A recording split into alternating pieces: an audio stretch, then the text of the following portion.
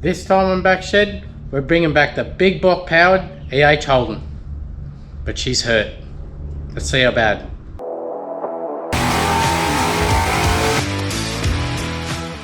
So we'll get straight into it. We'll drag her out of the garage. She's buried under a whole heap of life at the minute.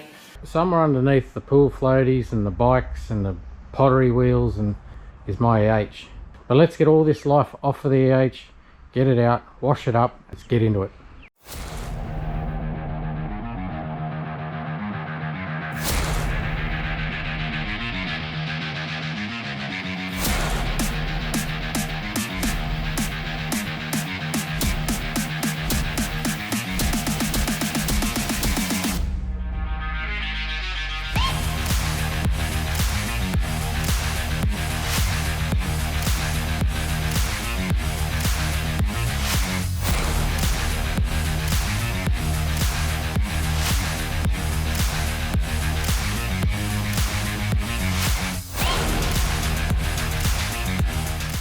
So she's out and dusted off, but this is definitely not going to be a happy ending story because I know she's hurt.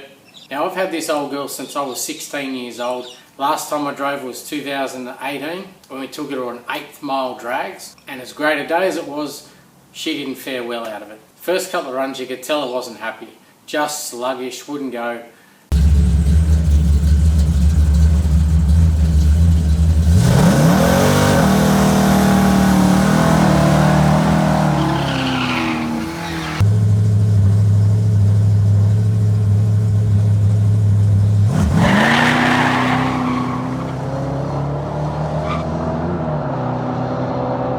Struggling to figure out why until she told me why.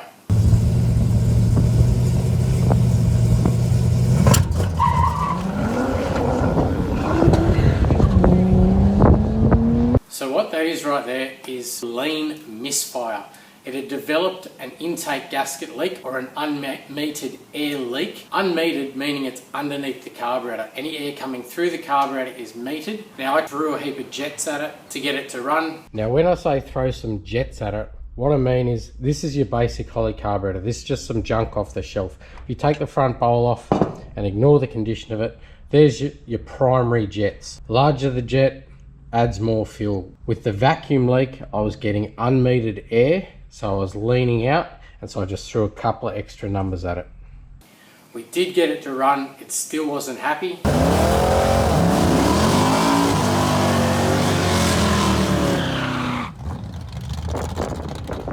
going to be a close race this one.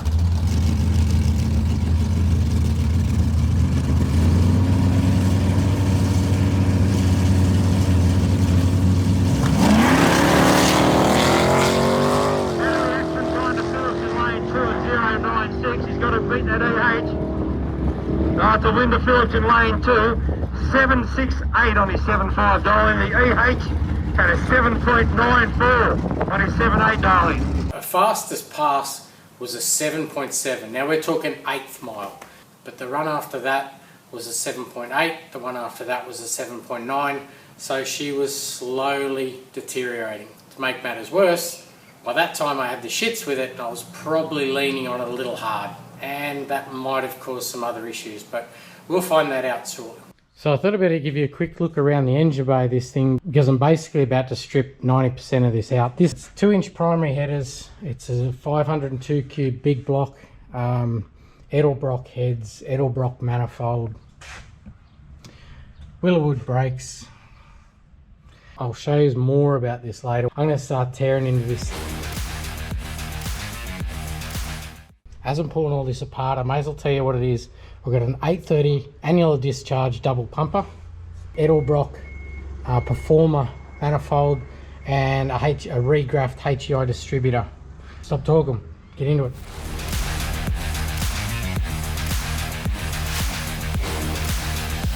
Intake's off. These heads are Edelbrock Performer RPM 6045. These are just standard heads on a ZZ502 crate motor. I think Edelbrock made the GM. Some of them came with Edelbrock, some of them came with GM. But anyway, I'll keep pulling all this down, get into it. Ever need to find the exact center of your car, drop a bolt. it'll do the rest. Got the cylinder heads off. The bit I did forget to video was once I got the intake off, I actually did a bit of a compression test and found one cylinder had no compression, so there was no other choice but to remove the head, and this is what I found. I'll give that a clean up. Hopefully you can see, but if you see, that valve is sitting off the seat. That's a bent valve, so that's why it was running a bit rough. No compression in that cylinder. So the real downside of finding that is, and I'll show you later because it's very difficult to see in the car, is there is a little crack in the piston, I think. So it's beyond a point now. Cracked piston, bent valve. I may as well get the exhaust off, drop the transmission, pull the motor out. Hell, I might even throw a cam at this thing while it's apart. So this thing has sat for a fairly long time. Here's what I think's gone on. This is a valve spring. When you shut any engine off, some of the valves are going to remain open and these will be compressed. If they're compressed for a long period of time, they can actually weaken the pressure of the spring. Now in a stock motor, like the old HQ that you saw in the last video, it doesn't really matter because the camshaft is not going to allow enough revs to have that become an issue. But in a performance motor that runs higher pressures and the camshaft that will actually allow the thing to rev, it does become a real issue. So when you dig it out the way we did with the EH and you go charging down a drag strip, you can lose control of the valves, and especially big heavy valves like a big block valve. I would say this thing has bounced off the seat, allowing the piston to touch it, and that's what's caused the dent in the piston, the crack in the piston, and unfortunately the bent valve. Anyway, let's get on with it. So there's two ways I could go about it. I could take all the front off, lift motor and box out in one, but to be honest, I probably have to knock the box off it anyway, because depending on what cam I put in it, probably have to change the converter. With the hoist, it's probably going to be easier if I just lift him, knock the box out, take the converter out obviously with that, and then just lift the motor straight out. We'll get the bonnet off in a minute. So if you're wondering what's with the funky coloured bonnet, mushroom or whatever, there's the original. I didn't have the heart to cut it up, and I'm kind of glad I didn't. So I'll give you a quick look under it before I tear this exhaust and box and thing apart. She's fairly heavily modified up here to fit the big block. Modified cross member, rack and pinion steering. Now the rack was Castlemaine Hot Rod Shop, back when Rod Hatfield used to own it. I'm talking, this was 2.5 decades ago I did this. But it's got strengthening in the cross member, strengthening in the outrigger, strengthening in the control arms, upper and lower, and strengthening plates on the Y-frame as well. All Castlemaine stuff. 3-inch exhaust, 2-speed glide, 2800 converter from memory. Hatfield cross member, and I just modified the bracket, and Hatfield frame strengthening kit right through to the back. Now here's where it gets creative. So I've made brackets that come off the strengthening kit onto the forelink and RHS chassis to the back. This is a McDonald's Brothers racing kit. I bought it as a kit and obviously welded it myself, and short and forward 9-inch. As I said, RHS chassis at the rear, QA1 coilovers, fuel cell on the boot, and 3-inch exhaust, big tail shaft, you know, all the usual shit. Crams in pretty well. Anyway, let's get on with it.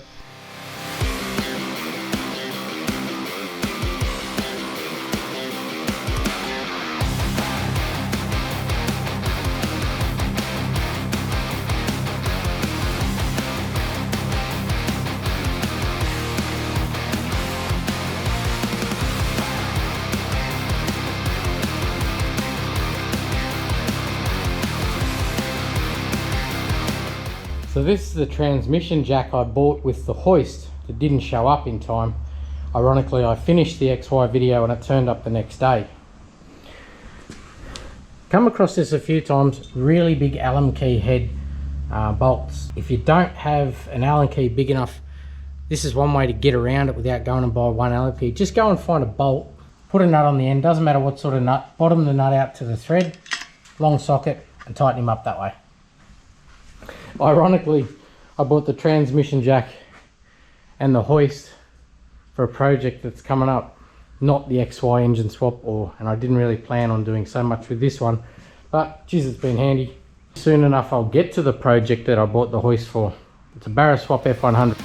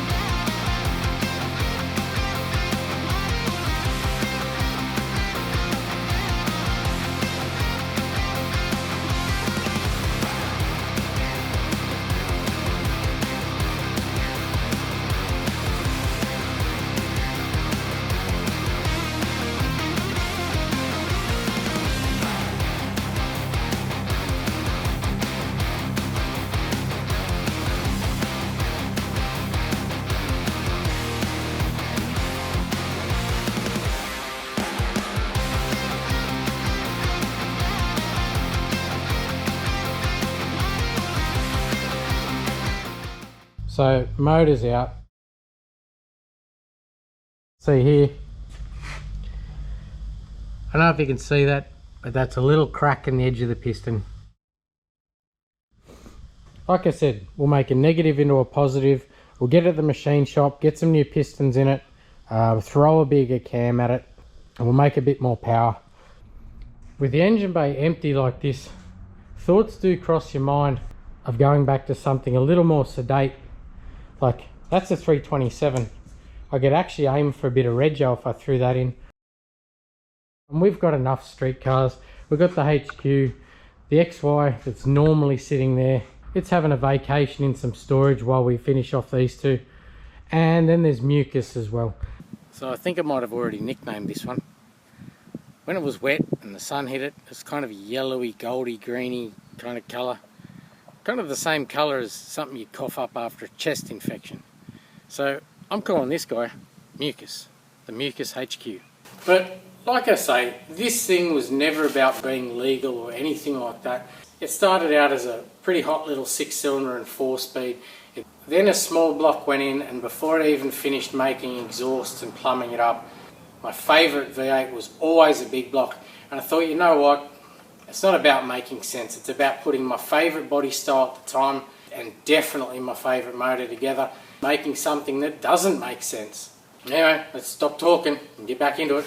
So we get all the bits and pieces off it, the engine mount, the water pump, all the things that don't need to go with it to the machine shop. We'll get all that off, get the starter off. Hey, just a quick one. If you're pulling something down, you know it's going to be a while. Duck up the kitchen and grab some Glad bags and label everything. Not so much for a bad memory, more so when you're going back together, it's just quicker, picking it up, going for it. It'll just go back together simpler and easier.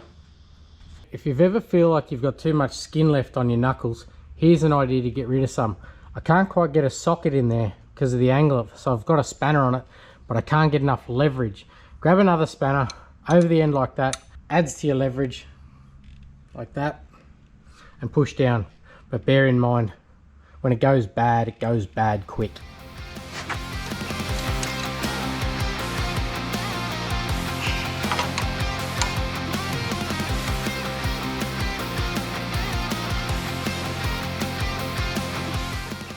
So I know it might seem a bit pointless glad wrapping the motor, but the heads are going to be in the machine shop for a little while, and I was just going through some stuff out on the shelf. I knew I had another set of pistons, and I do.